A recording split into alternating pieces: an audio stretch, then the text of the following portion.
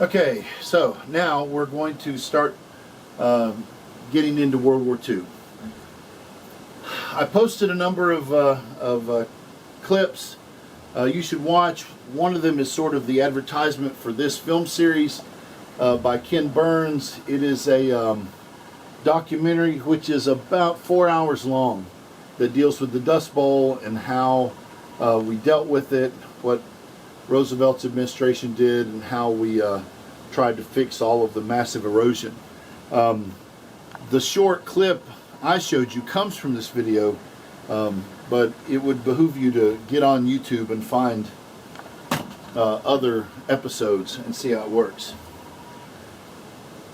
We finished discussing the New Deal as far as we're concerned, and so what we're going to do now is we need to backtrack a little bit.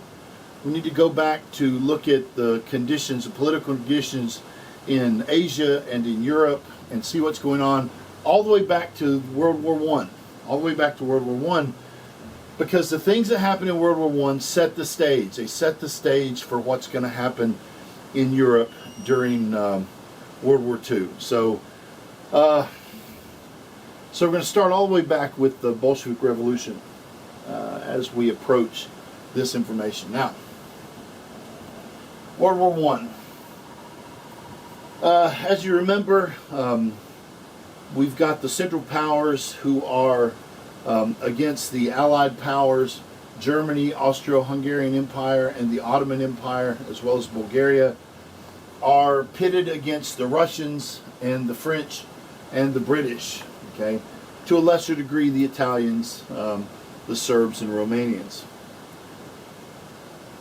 As the war is starting to wind down, when the United States is finally convinced by Woodrow Wilson to enter the war because of the Zimmerman telegram and because of the sinking of the Lusitania, the Russians also have a massive sea change in their society. November 1917, we have the Bolshevik Revolution. The Bolshevik Revolution. The leaders of this, primary leaders of this revolution, Lenin and Trotsky, they have been propagating against the Tsar and against the political ideology of a monarchist Russia for a while. And Lenin and Trotsky are finally going to have their opportunity. Opportunity will be at hand, and the Tsar will be overthrown. Okay, Lenin, in his speeches, we summon you to this struggle, workers of all countries. There is no other way. The crimes of the ruling classes in this war have been countless. These crimes cry out for revolutionary revenge.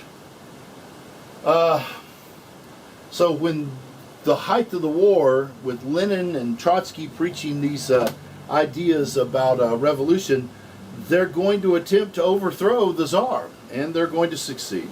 Tsar Nicholas and his family will be wiped out. Little conflict as to whether or not Anastasia survived or not, but that's pretty much a moot point at this juncture. In order for this revolution to survive, Lenin and Trotsky, who happened to sort of be the minority of the political thinkers at the time, need to solidify their control of the central government. They need to solidify their control of the central government. And so they've got three things that they have to do in order to do this. And the first thing, as far as Lenin is concerned, the most important thing, they have to sue for peace with Germany. They have to get the Germans to allow them to step out of the war with no longer being involved in it, because Lenin has other things to do in order to solidify his control. The second thing they have to do is to try to spark these communist revolutions all over Europe. Most of Europe at this point have been war-torn since 1914. So for the last 3 years, terrible, terrible conflict has been waged throughout Europe. France and Belgium and all through the British troops that have come over. And so in Germany, in France, in England, the Soviets or the Russians believe that what they need to do is create an environment where revolutions can spring up there also. And the third thing, they have to consolidate their victory at home. not everybody in Russia supports these Bolsheviks. And so they have to hunt them down. They have to look for these White Russians, these czarists who still were in support of Tsar Nicholas and his family. They also have to hunt down the bourgeois, the middle class. The bourgeois is a term used for the people who own land, the people who own factories, the people who basically generate the wealth in the country. And so they have to also vanquish the bourgeois, as we'll see from a quote from Lenin later, in order for them to take complete possession of the country. So in December 1917, the Council of People's Commissars will meet. It's kind of like their assembly. They will set aside 2 million rubles to support international revolution, to support these sort of Bolshevik cells, these groups of Bolsheviks who will go into these other countries as if they were missionaries, preaching the gospel of Lenin, attempting to foment revolution and thing throughout the country that they go into. Okay, but even with the war, things in the rest of Europe wasn't like the things in Russia. Russia was pretty much still agrarian, and even though the feudal system had been abolished back in the late 1800s, the people were still treated almost as peasants. They felt like serfs. And so it was easier for them to rise up and rebel against this government. Excuse me. Okay? And besides, in these other countries, nationalism was strong. The Germans were proud to be Germans, and the French were proud to be Frenchmen, and the British were proud to be Brits. So nationalism, this basically pride in your country, is going to cause the rhetoric of these communist ideologies to be weakened in their areas. So, this peace with the Germans, some of the Bolsheviks don't want it. They believe it's going to make them look complicit with the Germans and their imperialistic ideals. And so a lot of the Bolsheviks believe that for them to sue for peace, now that they've taken control, is going to make them look bad on the world stage. At that point, Lenin steps in. Lenin says, if this struggle, which he means World War I, persists, the revolution will be crushed. The hands of the socialist government must be absolutely free for the job of vanquishing the bourgeois in our own country. Basically, we have to eradicate the middle class. We have to make the landholders and the factory owners and all these people, we have to vanquish them. We can't be fighting the Germans while we're trying to consolidate our authority here in the country. The peace is going to be costly. It's going to cost them an enormous amount of money, land and everything. Most of Eastern Europe, which at this point Russia controls, is going to be surrendered to the Germans. It's kind of hard to see. If you'll pull down this PowerPoint, it'll show you all of the darkened areas, all of these darkened areas which were under Russian control. We've got Finland and Estonia and Latvia and Lithuania and Poland and the Ukraine. All of these areas have always been under Russian control. Okay? But based on this peace treaty that the Russians are going to sign with the Germans, the Russians are going to surrender these territories to the Germans in exchange for peace, in exchange for the Russians promising they will not re-enter the war. This is costly. It's costly for the Russians. A large percentage of the Russian resources are in this territory.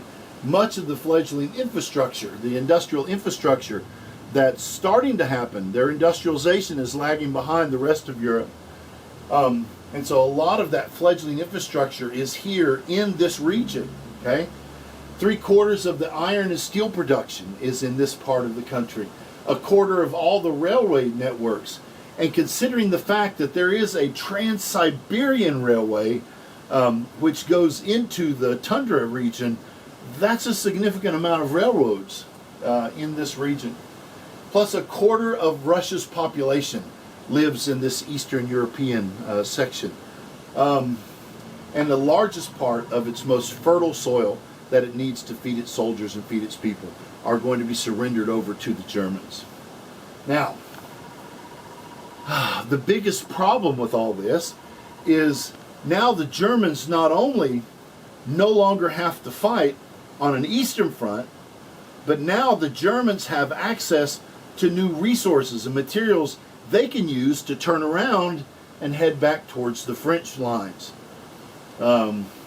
This is dangerous. This is dangerous. So America's response, Wilson is infuriated. Wilson is infuriated.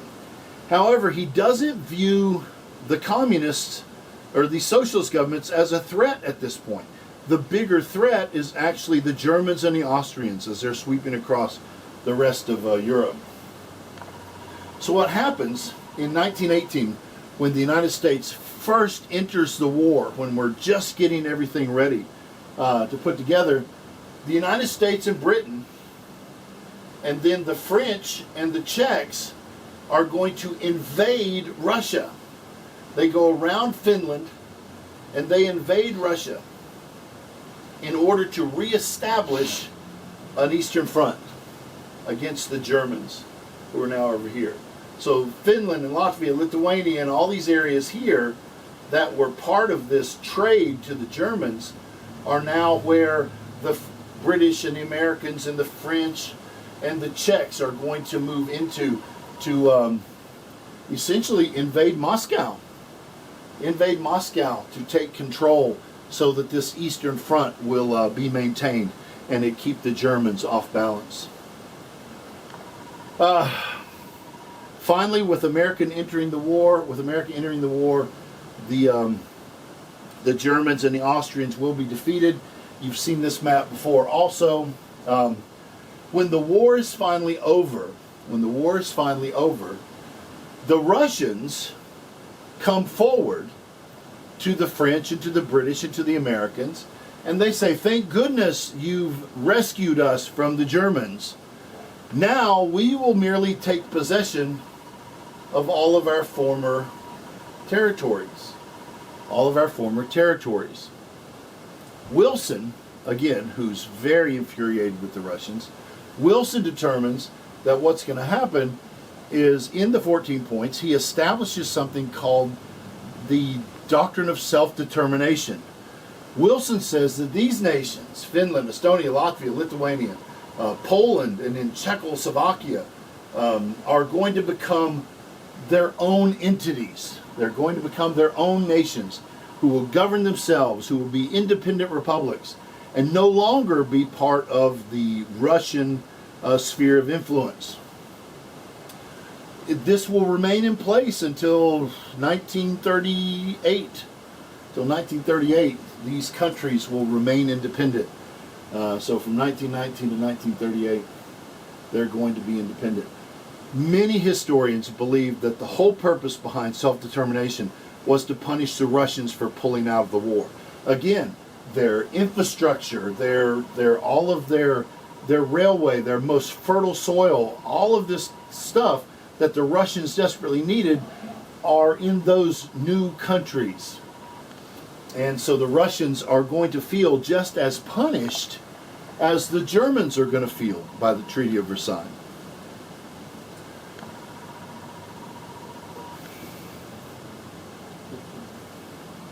Okay, so that's sort of the background. That's the background of what we're looking at.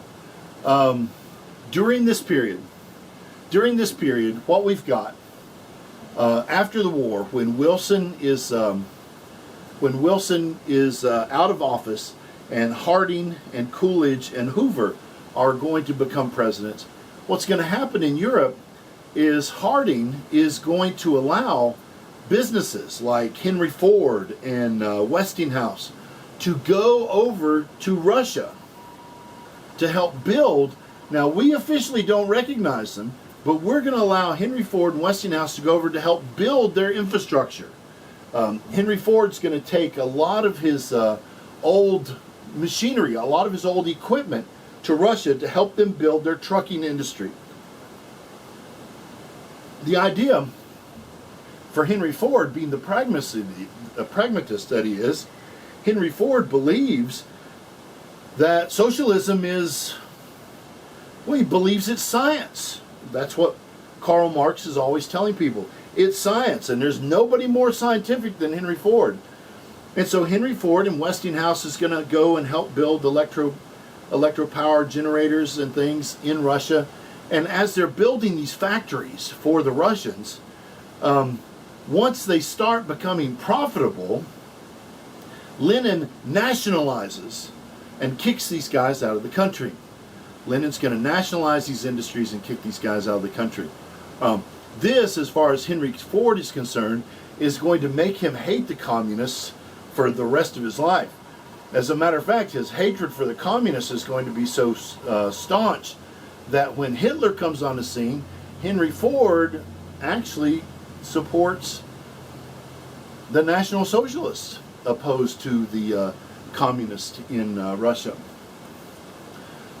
Both Coolidge and Harding are both going to have the idea that the way to combat this Bolshevik revolution is to have, you give them a taste of the good life. You give them a taste of the good life. We can sort of see that in Hoover's attempt to thwart off communism by making sure every household has a chicken in every pot and everyone is warmed and fed in the country. So once the Great Depression hits in our country, and when Hoover first becomes president, there's going to be conflict for him. And in the next election, 1933, Roosevelt is going to handily, as we saw in the previous film, is going to handily defeat him. Okay, so that's where we'll pick up this this road to sort of this union between the United States and the Soviet Union when we come back.